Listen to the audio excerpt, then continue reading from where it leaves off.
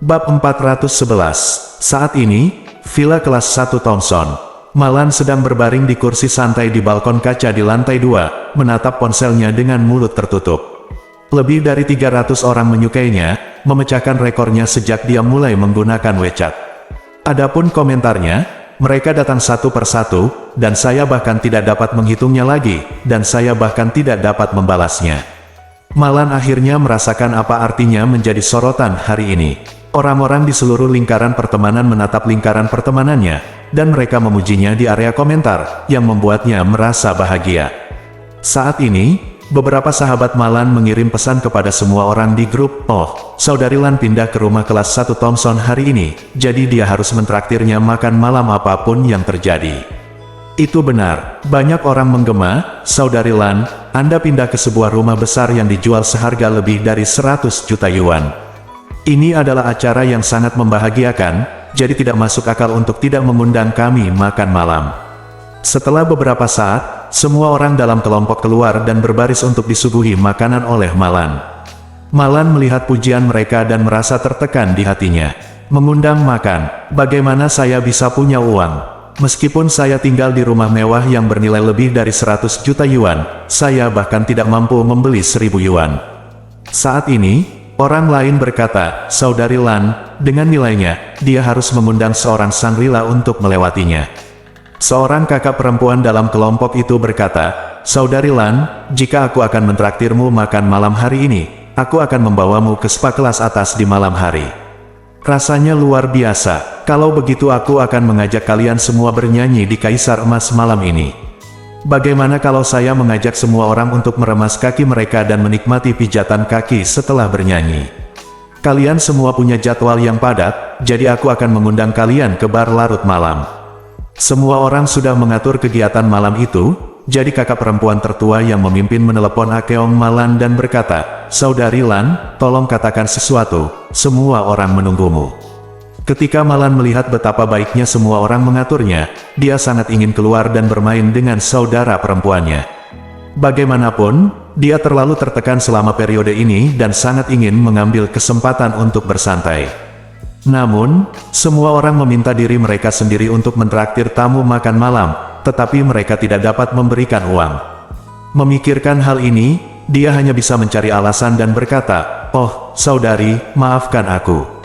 Aku baru saja pindah dan masih banyak tempat yang harus dibersihkan di rumah, jadi aku mungkin tidak bisa menyisihkan waktu." "Ups," seseorang berkata, "Saudari Lan, vilanya telah dipindahkan, jadi mari kita bersihkan perlahan-lahan. Hari ini adalah hari pindah rumah. Jika kamu melewatkannya, itu bukan pertanda baik." Malan juga sangat bersemangat. Tapi, uang adalah masalah besar. Xiao Changkun telah mengembalikan sisa uangnya kepada Ye Chen, jadi dia hanya bisa pergi ke Ye Chen dan mendapatkan kembali puluhan ribu dolar. Jadi dia memberitahu temannya, "Tunggu saja. Saya akan mengonfirmasi waktunya dengan keluarga saya dan menghubungi Anda lagi nanti." Kakak tertua berkata, "Sekarang sudah jam setengah 1 siang. Beri kami konfirmasi sebelum jam 3, agar kami bisa mengatur waktunya dengan mudah." "Oke," Malan segera menyetujuinya, lalu segera berdiri untuk mencari Ye Chen. Saat ini, Ye Chen sedang memasak di dapur di lantai bawah. "Karena saya baru pindah ke rumah baru dan butuh waktu lama untuk membersihkannya, saya harus makan lebih lambat dari biasanya hari ini." Namun, Ye Chen diperlakukan dengan baik. Dua wanita cantik, Xiao Curan dan Dong Ruolin, mengelilinginya di dapur dan membantunya, jadi memasak menjadi semacam kesenangan. Setelah memasak dan mengeluarkannya, Malan pun turun dari lift. Dia awalnya akan meminta uang kepada Ye Chen, tetapi ketika dia melihat orang-orang bersiap untuk makan di restoran, dia ragu-ragu. Bukan karena dia malu untuk berbicara dengan Ye Chen, tetapi kuncinya adalah suami dan putrinya ada di sini, jadi dia merasa tidak pantas untuk segera berbicara. Saat ini, dia mendengar bel pintu berbunyi di luar, jadi dia berkata dengan heran, mengapa seseorang datang berkunjung setelah pindah. Setelah mengatakan itu, dia berbalik dan berjalan keluar pintu, melintasi halaman untuk membuka pintu. Begitu pintu terbuka, dia terkejut saat mengetahui bahwa Nyonya Xiao Changqian, Xiao Hailong dan Xiao Weiwei sedang berdiri di depan pintu. Malan tidak tahu bahwa keluarga Xiao telah ditutup. Ketika dia melihat Nyonya Xiao dan sekelompok orang, membawa tas besar dan kecil, berdiri di depan pintu seperti pengungsi, dia mengerutkan kening dan bertanya, "Mengapa kamu di sini lagi?" Melihat Malan membuka pintu, Nyonya Xiao mengabaikannya dan masuk dengan hampa. Malan segera berdiri di depannya dan berkata, "Apa yang kamu lakukan?" "Mendobrak masuk rumah dengan paksa. Percaya atau tidak, saya akan memanggil polisi untuk menangkapmu." Nyonya Xiao mendorong Malan menjauh dan berkata dengan tidak puas sambil berjalan masuk, "Tidak bisakah aku datang dan melihat anakku? Sekarang aku bahkan tidak bisa masuk ke rumahmu." Malan menjadi cemas dan meraihnya dan berkata, "Kamu wanita tua, mengapa kamu tidak mengerti maksudku? Kamu tidak diterima di sini, apakah kamu mendengarku? Jika tidak terjadi apa-apa, lari saja ke rumah kami dan segera pergi." Petik 2. Nyonya Xiao melepaskan diri darinya dan berjalan masuk. Begitu dia memasuki ruang tamu, dia mencium aroma makanan dan tidak bisa menahan untuk tidak mengangkat bahu. Baunya enak sekali, jauh lebih harum daripada rak bebek dan kubis yang kita makan saat makan siang.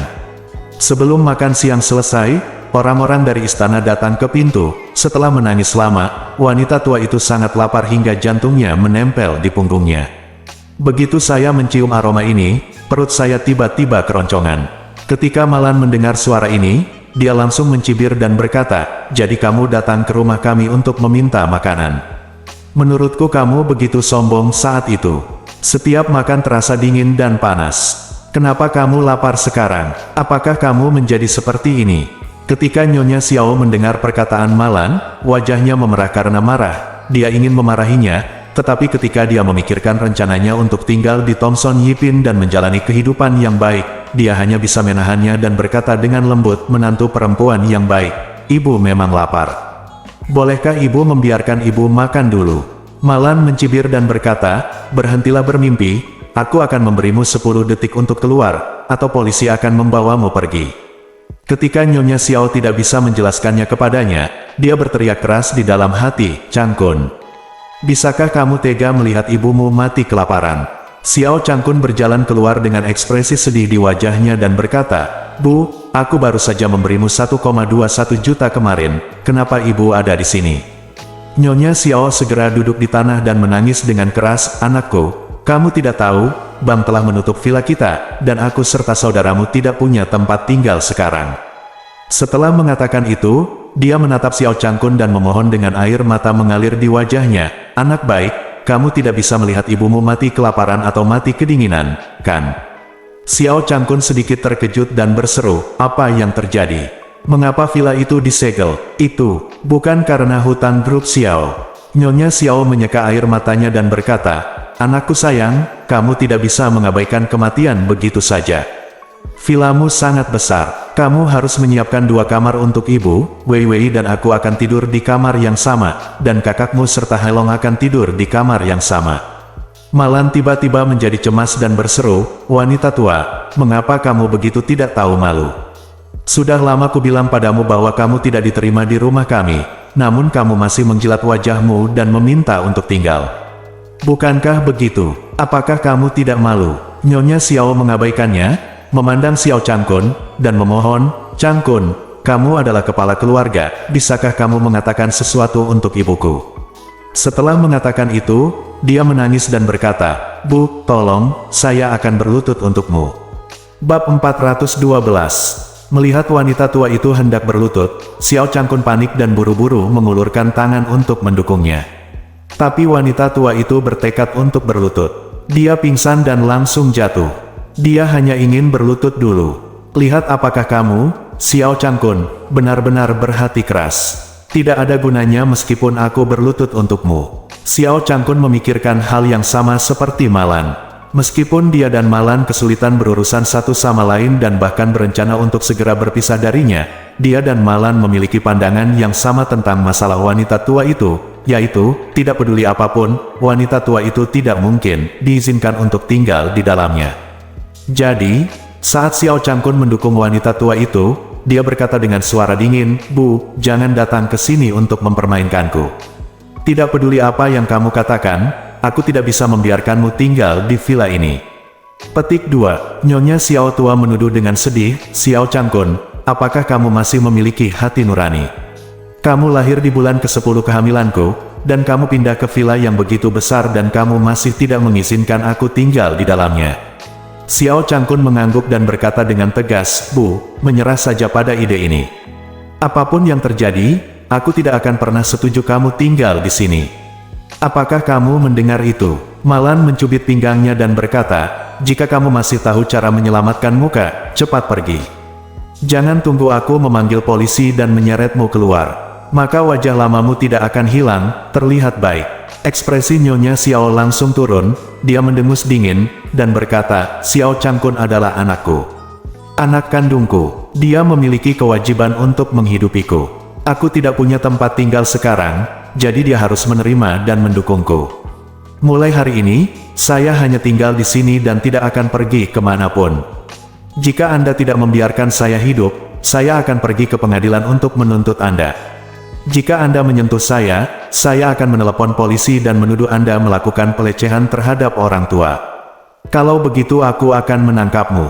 Malan menunjuk ke arah Nyonya Xiao dan mengutuk, dasar bodoh, apakah kamu mulai bertingkah?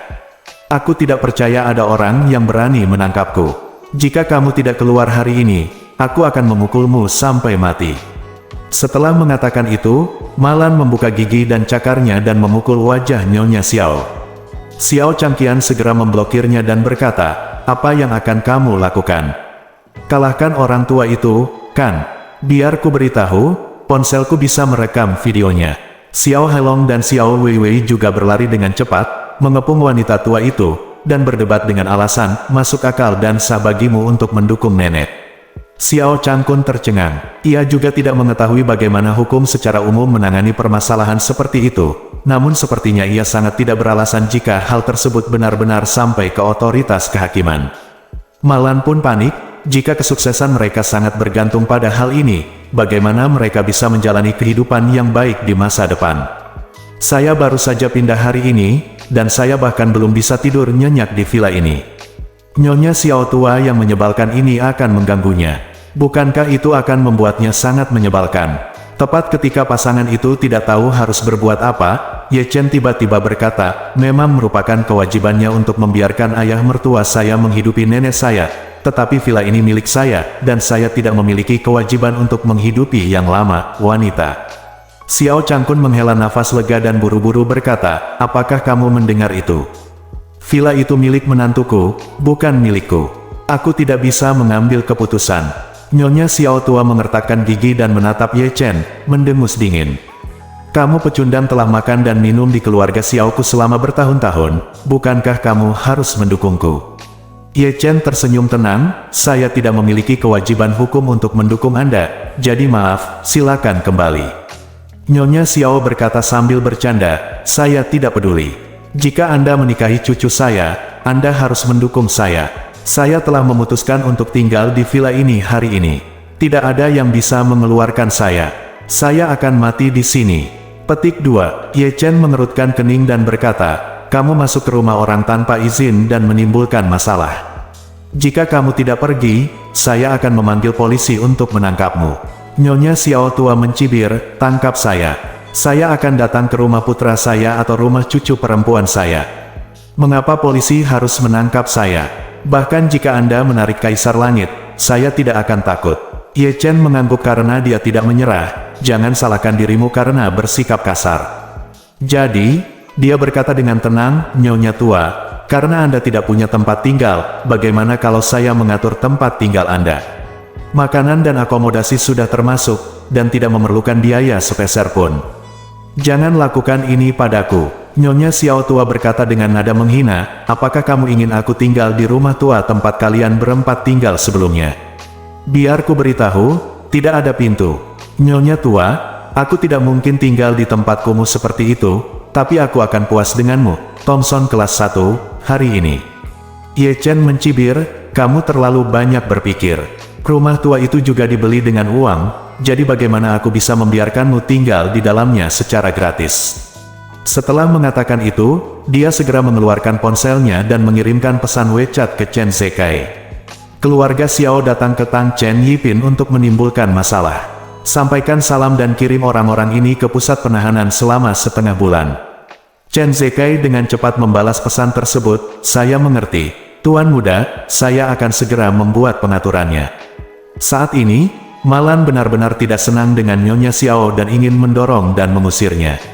Nyonya Xiao menjadi cemas, mengeluarkan ponselnya dan langsung menelepon polisi, sambil berkata, "Kamerat polisi, cepat kemari. Tolong aku, menantu perempuanku tidak mendukungku, dia mengusirku dan membiarkanku mati di luar." Polisi itu berkata dengan sangat bertanggung jawab. Wanita tua itu berseru, "Dia 05, area villa kelas 1 Thomson. Oke, mohon tunggu sebentar, polisi kami akan segera datang." Ye Chen baru saja selesai mengirim pesan WeChat. Melihat dia telah menelepon polisi, dia tersenyum dan berkata, "Karena polisi telah dipanggil, kita tunggu saja polisi mengambil keputusan." Malan berlarian dengan cemas, dia takut polisi akan datang dan memaksa Xiao Changkun untuk menghidupi orang tua. Jadi dia segera berkata kepada Ye Chen, "Mengapa kamu menunggu polisi? Segera buang mereka semua, jika tidak, polisi akan segera datang dan orang tua itu akan menimbulkan masalah di sini. Bukankah akan lebih merepotkan?" Nyonya Xiao mendengus dingin dan berkata, "Ada apa? Apakah kamu takut? Jika kamu membersihkan kamar dan memberikannya kepadaku agar aku bisa tinggal di sini dengan aman di masa depan, aku akan berbicara dengan polisi. Jika tidak, aku akan melakukannya harus memenjarakan kalian semua. Kalian tidak boleh ditangkap." Xiao Changqian buru-buru berkata ke samping, "Bu, aku baru saja mengemasi 2 kamar dan keluar. Hailong dan aku masih harus tinggal bersama. Bagaimanapun, aku adalah kakak laki-laki tertua Xiao Changkun, dan dia juga memiliki kewajiban untuk mendukung aku. Kalau tidak, aku akan memberitahu polisi, mereka menghancurkan hatiku." Setelah mengatakan itu, Xiao Changqian menatap Ye Chen lagi dan mendengus, "Sudah. Kubilang padamu, Ye, aku menderita penyakit jantung koroner dan aku bisa berbaring di sini kapan saja dan di mana saja.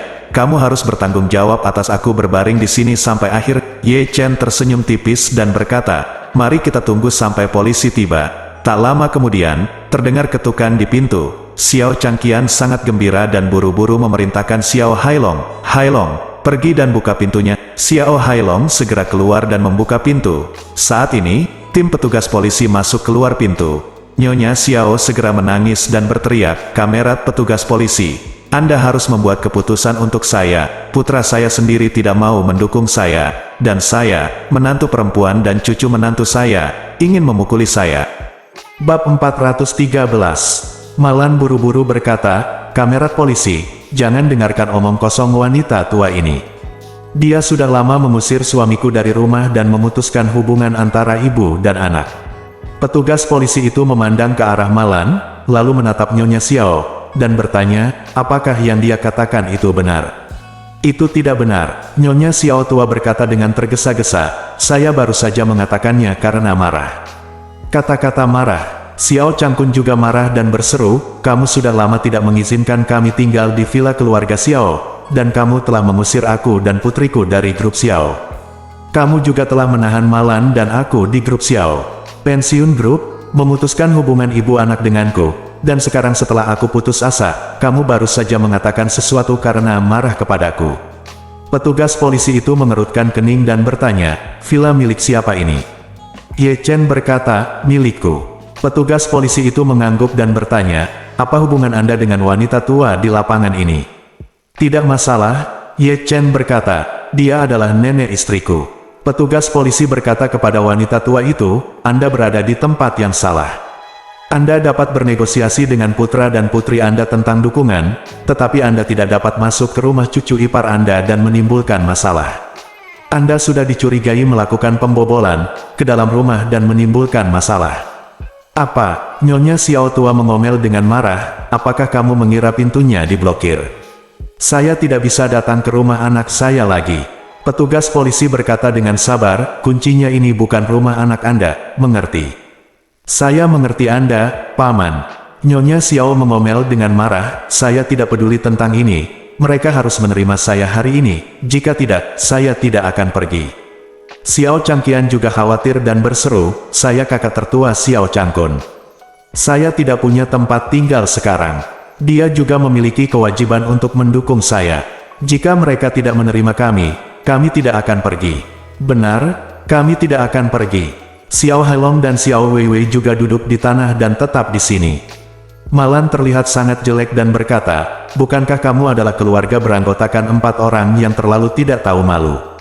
Apakah kamu masih ingin tinggal di rumahku? Nyonya Xiao tua mengertakkan gigi dan berkata, bagaimanapun, jika kamu tidak mengizinkan aku tinggal, aku akan duduk di sini sepanjang waktu tanpa makan atau minum. Aku akan mati di depan rumahmu. Aku akan menjadi hantu dan menghantui Anda. Malan tercengang. Ye Chen juga kaget. Bukankah ini cara ibu mertua saya mengutuknya dari jarak jauh di lingkungan tempat tinggalnya sebelumnya? Nyonya Tian dan Malan memang ditakdirkan untuk satu sama lain. Petugas polisi memandang keempat orang ini, melambaikan tangannya kepada bawahan di sampingnya, dan memerintahkan, ayo, bawa kembali orang-orang ini. Ya, petugas polisi lainnya segera mengendalikan Mi, Xiao dan yang lainnya, dan segera memborgol mereka. Nyonya Xiao bingung dengan kejadian ini dan berkata dengan marah, petugas polisi, apakah Anda menangkap orang yang salah? Mereka meninggalkan saya, mengapa Anda menangkap saya? Petugas polisi meliriknya dan berkata, Anda dicurigai memicu pertengkaran dan menimbulkan masalah. Menurut peraturan hukuman keamanan publik, Anda akan ditahan selama 15 hari. Nyonya Xiao meronta dengan cepat dan berkata, kenapa kamu tidak tahu benar dan salah? Kamu mengacaukan benar dan salah dan menganiaya orang baik. Petugas polisi itu mengerutkan kening dan berkata, jika Anda menelantarkan anak angkat Anda atau tidak, Anda dapat menuntut pengadilan dan membiarkan pengadilan memutuskan, tetapi Anda tidak boleh pergi ke rumah orang lain untuk menimbulkan masalah. Ini sudah melanggar hukum. Setelah mengatakan itu, petugas polisi tersebut memperingatkan, kalian berempat sebaiknya jujur. Jika kalian berteriak atau bahkan melawan, itu akan dianggap menghalangi urusan resmi, dan kalian mungkin akan dihukum saat itu juga. Nyonya Xiao tua begitu putus asa sehingga dia berseru, mengapa? Mengapa kamu menangkap saya? Saya hanyalah seorang wanita tua yang tidak memiliki tempat tinggal. Bahkan jika kamu mengasihani saya, kamu tidak dapat menangkap saya. Petugas polisi berkata dengan dingin, tidak peduli betapa menyedihkannya Anda harus mematuhi hukum. Singkirkan semuanya. Xiao Hailong dikawal keluar oleh 2 petugas polisi. Dia menoleh ke arah Ye Chen dan berkata dengan marah, anak muda bernama Ye, apakah kamu pecundang yang menjebak kami? Ye Chen tersenyum dan berkata, bagaimana menurutmu?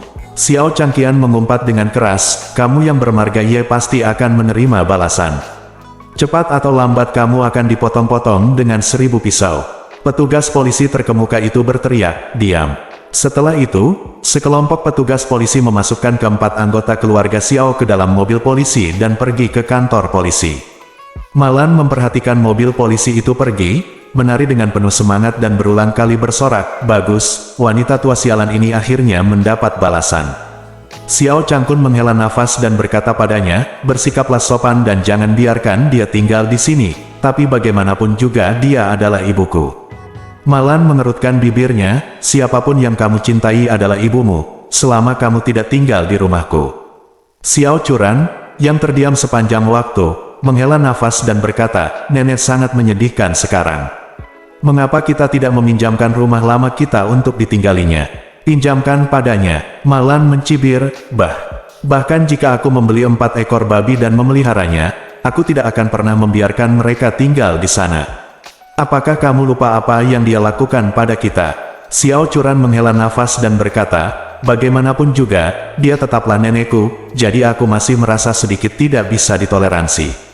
Malan melambaikan tangannya, jangan meluapkan simpati kepadaku di sini.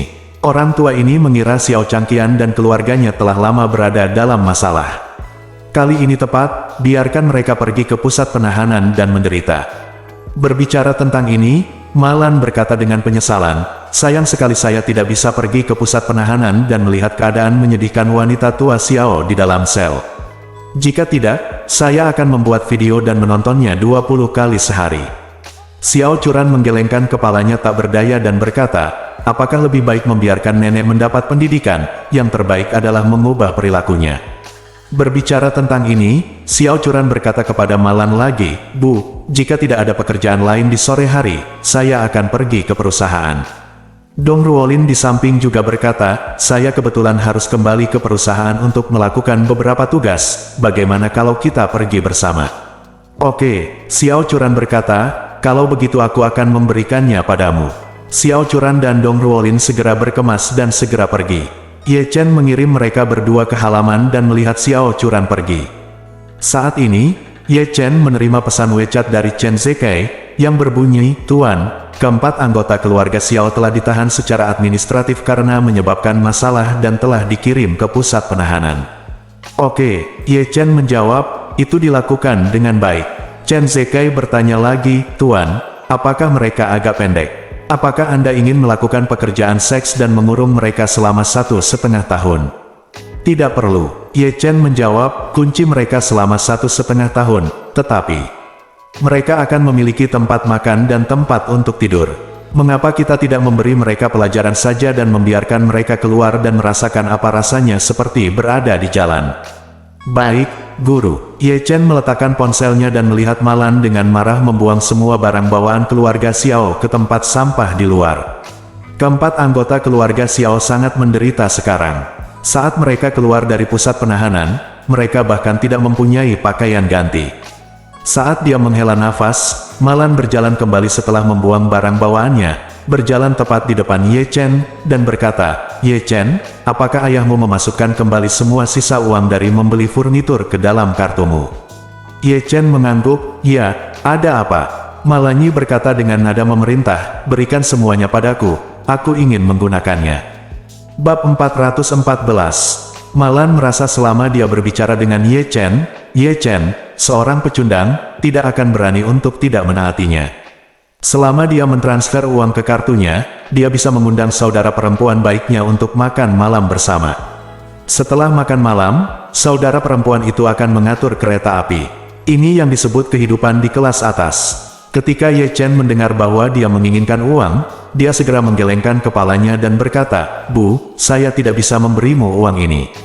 Malan mengerutkan kening dan berkata, kenapa? Ye Chen berkata dengan tenang, sekarang ayah bertanggung jawab atas uang di rumah. Jika kamu ingin menggunakan uang, kamu harus mendapat persetujuan ayah terlebih dahulu. Apa katamu? Malan berkata dengan dingin, sulit bagiku untuk berbicara sekarang, bukan? Ye Chen mengangguk dan berkata, mengenai masalah uang, ayah harus mengangguk. Malan berkata dengan marah, jangan gunakan Xiao Changkun untuk menindasku. Sudah kubilang, aku ibumu. Jika aku meminta uang, kamu harus memberikannya kepadaku. Ye Chen tersenyum dan berkata, kamu boleh memberikannya. Selama ayah mengangguk, tidak apa-apa memberikannya kepadamu. Kamu, Malan sangat marah dan menunjuk ke arah Ye Chen dan bertanya, kamu harus melawanku, bukan? Ye Chen bertanya balik, Bu, ayah akan bertanggung jawab atas uang keluarga mulai sekarang. Kamu sendiri yang mengatakannya, bukan aku. Bukankah aku juga melaksanakan keputusanmu? Malan mengertakkan gigi dan berkata, berhentilah bicara terlalu banyak omong kosong dan segera berikan uangmu padaku, apa kamu mendengarku? Ye Chen merentangkan tangannya dan berkata dengan nada meminta maaf, Bu, jika ayah tidak setuju tentang uang itu, bahkan jika kamu membunuhku, aku tidak akan memberikannya kepadamu. Setelah mengatakan itu, Ye Chen tidak repot-repot berbicara dengannya lagi dan berjalan kembali ke villa. Malan melihat punggung Ye Chen dan sangat marah hingga paru-parunya hampir meledak.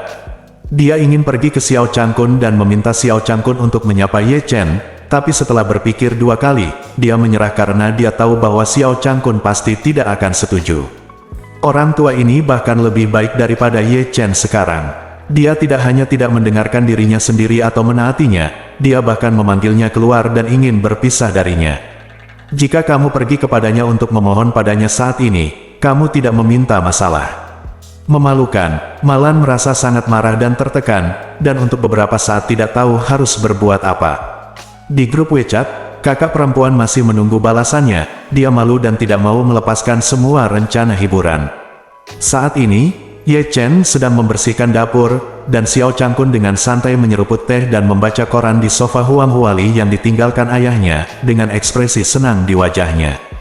Pada saat ini, sebuah cahaya tiba-tiba muncul di benak Malan. Ye Chen biasanya menipu orang-orang kaya dengan kedok Feng Shui. Dia bisa menipu dia hingga 2 juta sekaligus. Siapa yang tahu jika dia punya uang pribadi lainnya? Mungkin terakhir kali dia melihat Feng Shui, dia benar-benar menghasilkan 3 juta. Ketika dia memikirkan hal ini, dia langsung memikirkan Ye Chen membeli 2 BMW berturut-turut. Pada saat itu, bahkan uang untuk membeli 2 BMW adalah tabungan pribadi Ye Chen. 2 mobil, hampir 1 juta. Dengan kata lain, Ye Chen memang punya kebiasaan menyembunyikan uang pribadi, dan dia punya banyak uang pribadi. Jika saya bisa menemukan kartu banknya dan mencoba mencari tahu kata sandinya, bukankah saya bisa mendapatkan semua uang pribadinya?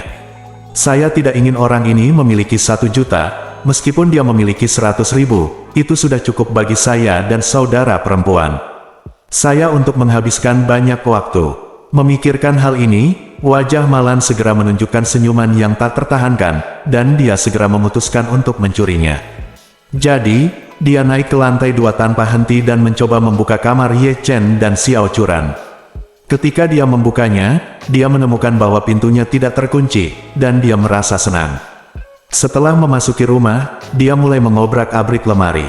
Namun, Ye Chen dan Xiao Churan baru saja pindah ke sini hari ini, dan lemarinya belum ditata dengan cermat dan tidak ada barang berharga. Malan mencari untuk waktu yang lama, tetapi tidak dapat menemukan dompet atau kartu bank Ye Chen. Ketika dia kesal, dia tiba-tiba melihat mantel Ye Chen tergantung di lemari, jadi dia bergegas ke depan, mencari-cari di sakunya sebentar, dan mengeluarkan kartu bank hitam dan emas. Kata-kata di kartu bank ini semuanya dalam bahasa Inggris. Malan adalah seorang mahasiswa ketika dia masih kuliah. Setelah bertahun-tahun, bahasa Inggris telah lama diberikan kepada gurunya. Jadi, setelah lama melihatnya, dia hanya melihat bahwa itu adalah kartu Citibank, tetapi dia tidak mengerti tentang apa kartu itu. Namun jika Anda perhatikan lebih dekat kartu ini, Anda akan melihat bahwa pengerjaannya sangat indah, dan terkesan luar biasa. Dia sangat gembira dan segera meletakkan kartu emas hitam itu ke dalam pelukannya, berpikir dalam hati, Ye Chen, jika kamu tidak memberiku uang, bukankah aku akan mengambilnya sendiri? Selain itu, jika Anda berperilaku lebih baik sekarang, saya mungkin dapat meninggalkan beberapa ratus dolar di kartu Anda. Tapi sikapmu terhadapku sangat buruk barusan, dan kamu menggunakan Xiao Changkun untuk menindasku, lalu kamu benar-benar mengacaukan orang yang salah. Tunggu saja selama saya mencoba mencari tahu kata sandi Anda. Jika saya dapat meninggalkan 1 sen pun di kartu bank Anda, saya pun rugi. Memikirkan hal ini, Malan diam-diam meninggalkan villa dan bergegas ke Citibank terdekat dengan penuh semangat. Ye Chen yang sedang membersihkan dapur tidak pernah menyangka Malan akan mencuri kartu banknya. Dia baru saja selesai mencuci piring ketika ponselnya tiba-tiba berdering. Dia mengangkat telepon dan melihat kata, Bibi Li, ditampilkan di kontak, dan dia tiba-tiba merasa bahagia. Kedua orang tua Ye Chen meninggal ketika dia berumur 8 tahun, jika Bibi Li di panti asuhan tidak menerimanya, dia akan mati kelaparan di jalanan. Oleh karena itu, Ye Chen selalu berterima kasih kepada Bibi Li dan tidak pernah berani melupakan kebaikan ini. Itu sebabnya Ye Chen tanpa malu-malu meminta wanita tua itu meminjam uang di pesta ulang tahun Nyonya Xiao untuk transplantasi ginjal Bibi Li. Belakangan, Tang Sihai muncul, dan Bibi Li dipindahkan ke rumah sakit Union Medical College di Yanjing untuk menerima perawatan terbaik.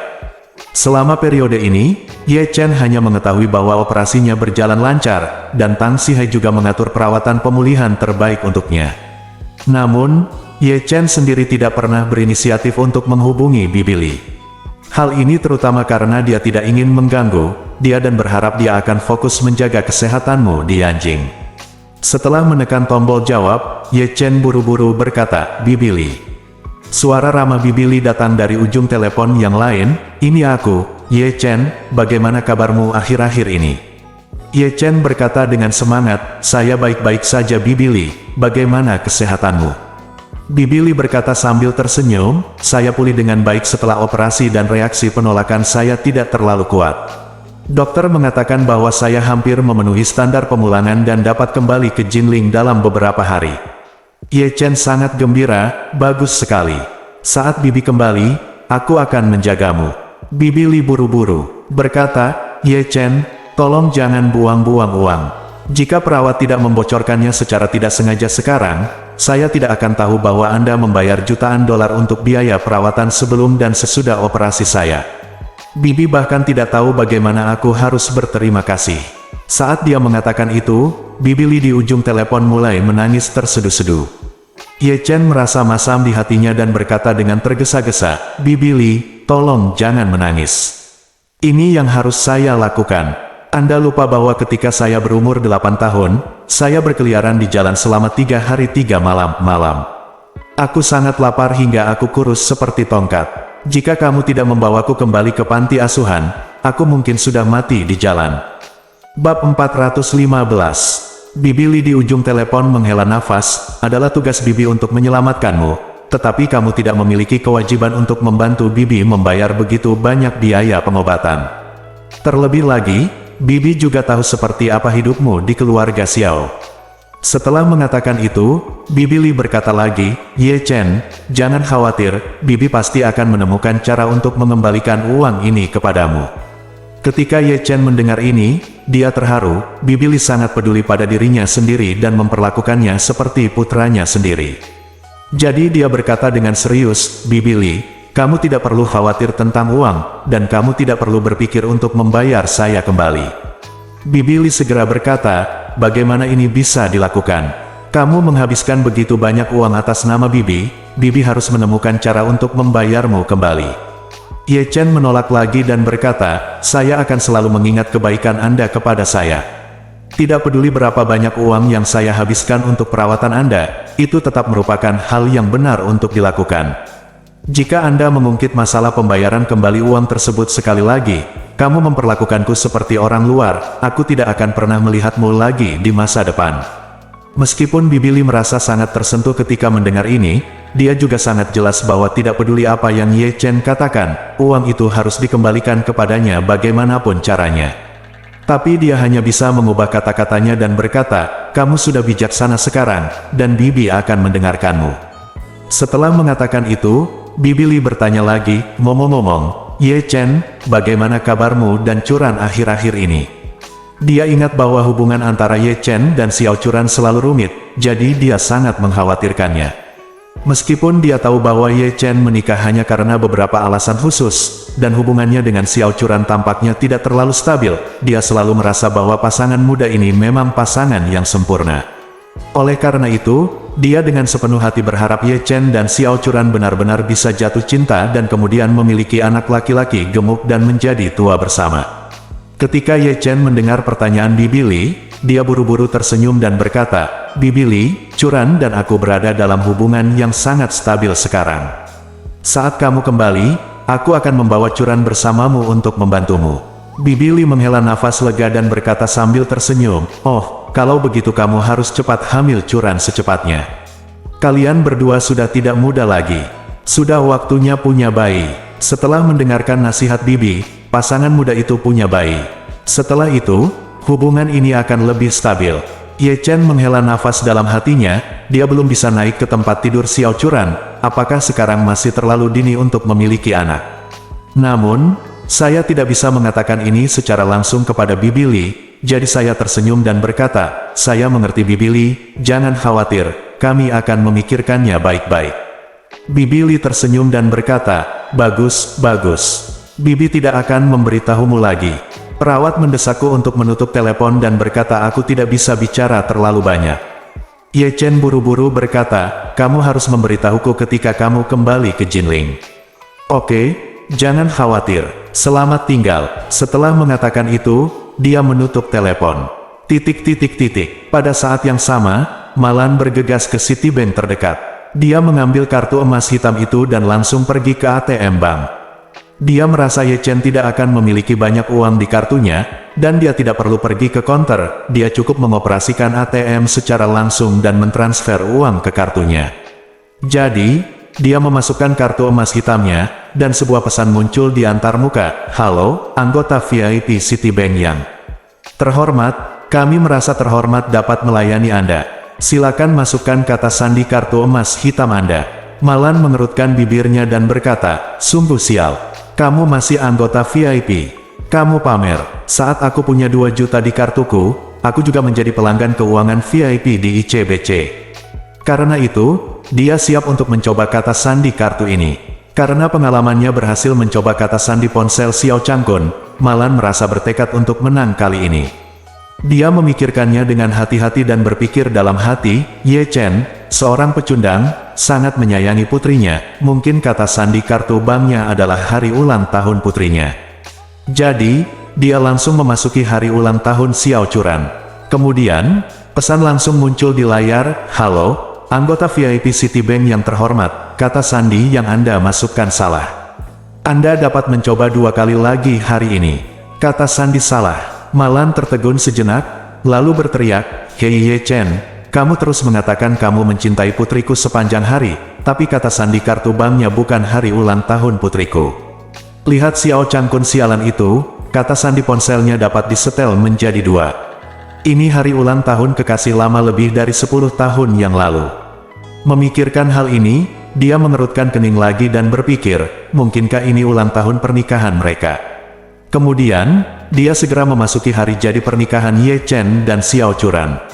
Layar menampilkan pesan, "Halo, anggota VIP Citibank yang terhormat, kata sandi yang Anda masukkan salah. Anda dapat mencobanya sekali lagi hari ini." Sialan, Malan mengutuk dan bergumam pada dirinya sendiri, benarkah? Ini hanya satu kesempatan. Tepat ketika dia sangat cemas, dia tiba-tiba berpikir, mungkinkah kata sandinya adalah ulang tahun Ye Chen sendiri? Dia tidak sabar untuk mencobanya, tetapi dia tiba-tiba menyadari bahwa dia tidak tahu kapan ulang tahun Ye Chen. Jadi saya harus mengangkat telepon dan menelepon putri saya Xiao Churan. Begitu panggilan telepon masuk, dia buru-buru bertanya, "Churan, kapan ulang tahun Ye Chen?" Xiao Churan bertanya dengan rasa ingin tahu, "Bu, mengapa ibu menanyakan hal ini?"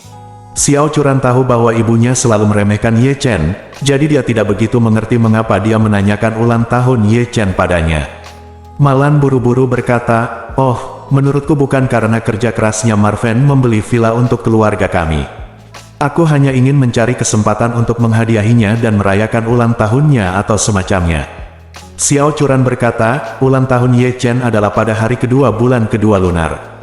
Malan mengerutkan kening dan berkata, "Tanggal 2 Februari. Naga itu mengangkat kepalanya. Xiao Churan berkata, "Iya, itulah hari ketika naga mengangkat kepalanya."